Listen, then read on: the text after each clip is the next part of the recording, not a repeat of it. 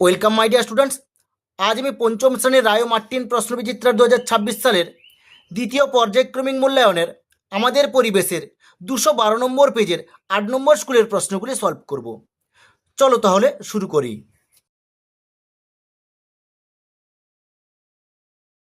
Class 5-এর পরিবেশ ও বিজ্ঞানের রায় ও Martin প্রশ্নবিচিত্রার দ্বিতীয় পর্যায়ক্রমিক মূল্যায়নের 212 নম্বর পেজের 8 নম্বর স্কুলের একে দেখেছে 2-1 কথায় যে কোনো 5টি প্রশ্নের উত্তর দাও। একের দাগ, রেশম কীট পালনের জন্য কোন গাছের চাষ করা জরুরি? এর উত্তরটা হবে তুঁত গাছের চাষ করা জরুরি। দুয়ের দাগ, স্কোয়াশ কি?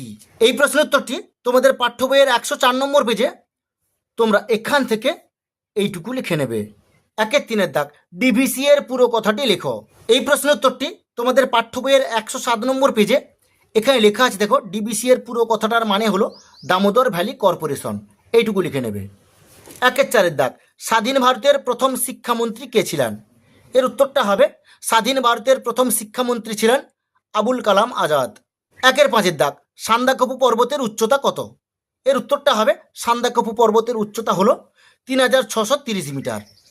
6 দাগ, কত খ্রিস্টাব্দে ব্রিটিশরা বক্সা দুর্গ দখল করেন? এর উত্তরটা হবে 1860 খ্রিস্টাব্দে ব্রিটিশরা বক্সার দুর্গ দখল করেন।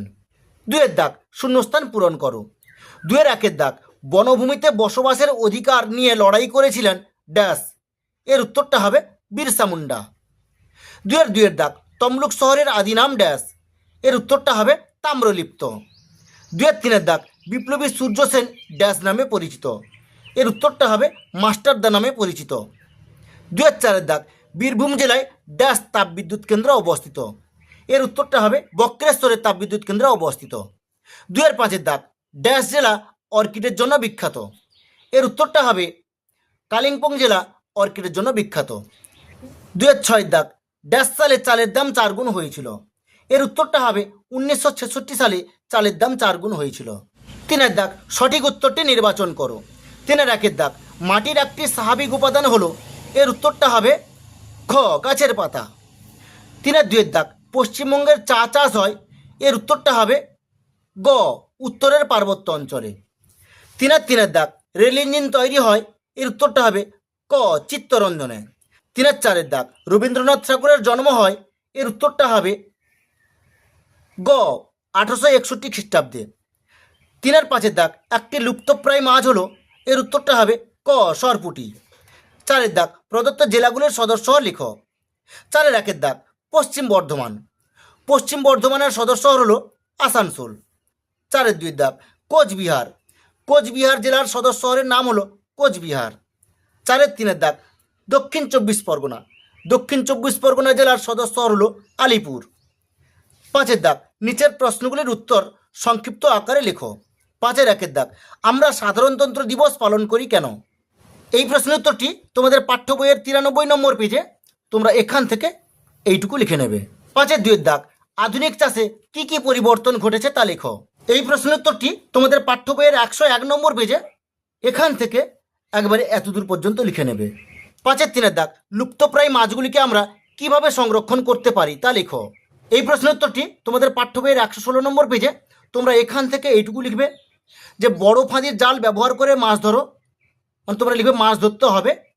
এরপরে লিখবে এখান থেকে 117 নম্বর পেজ এতদূর পর্যন্ত লিখবে এবং এখান থেকে এইটুকু লিখে নেবে।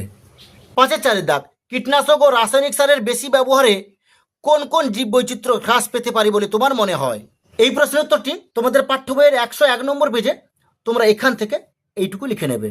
6 দাগ, যে কোনো দুটি প্রশ্নের উত্তর দাও। 6-1 দাগ, সুন্দরবন অঞ্চলের মানুষদের জীবিকা সম্পর্কে লেখো। এই প্রশ্নের উত্তরটি তোমাদের পাঠ্য বইয়ের 72 নম্বর পেজে তোমরা এখান থেকে এইটুকু লিখে নেবে। 6-2 দাগ, প্রাকৃতিক সম্পদকে মানুষ কি কি সম্পদ তৈরি করতে ব্যবহার করেছে? উদাহরণ সহ আলোচনা করো। এই প্রশ্নের উত্তরটি তোমাদের পাঠ্য বইয়ের তোমরা এখান থেকে এগুলো সব তোমরা লিখবে। শুধু ডুমুর বললো, ময়রাং বললো এগুলো লিখবে না, যা আছে এগুলো পুরোটা লিখবে। যা আছে এরকম সব এই পৃষ্ঠা মানে 25 নম্বর পেজে পুরোটা লিখবে। এরপর 86 নম্বর পেজ এতদূর পর্যন্ত আমি বলে দিলাম। দেখো, এটা কিন্তু অনেক বড় উত্তর হয়ে যাচ্ছে। তোমরা নিজেরা এটার সম্বন্ধে পড়ে নিয়ে যতটুকু মনে থাকবে সেটুকু লিখলে উত্তরটা হবে। 6-3 দাগ, তিতুমির ও তার সঙ্গীরা ইংরেজদের বিরুদ্ধে কেন লড়াই করেছিলেন তা ব্যাখ্যা করো। এই প্রশ্নের উত্তরটি তোমাদের পাঠ্য বইয়ের 95 নম্বর পেজে।